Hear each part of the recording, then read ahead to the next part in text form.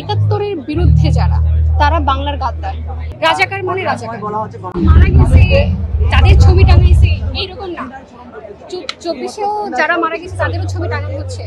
ওনারা রাজাকার, একাত্তরের মানে মুক্তিযুদ্ধের বিরুদ্ধে তারা রাজাকার, তাদের বিরুদ্ধে আমরা কথা বলছি।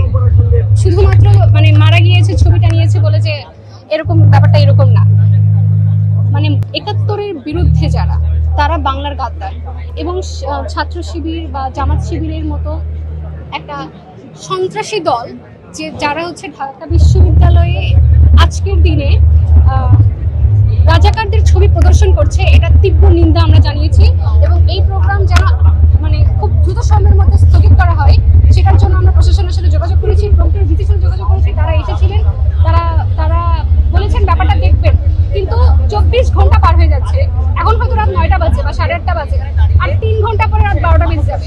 তাহলে আজকের মতো একটা দিনে, যে 1 বছরের মধ্যে স্বৈরাচার পতনের দিনে টিএসসিতে রাজাকারদের ছবি প্রদর্শন করা হয়।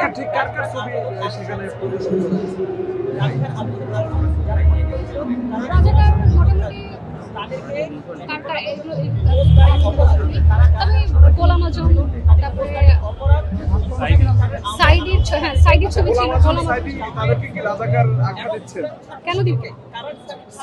2013 সালে যে গণজাগরণ মঞ্চে যে রাজাকারের একটা প্রোগ্রাম হয়েছিল, গণজাগরণ মঞ্চে, সেখানে তো সাইদিকে ইয়ে করা হয়েছিল। 5ই আগস্টের পরে যেই সব রাজাকার যারা মানে জেলে ছিল এবং যাদের যাবজ্জীবন কারাদণ্ড ছিল বা যাবজ্জীবন মানে মৃত্যুদণ্ডের মতো, তাদেরকে ইন্টারিম সরকার এসে তাদেরকে খুব সুন্দর মতো ছেড়ে দেওয়া হয়। এটা কোনোভাবে কাম্য না। রাজাকার মানে রাজাকার।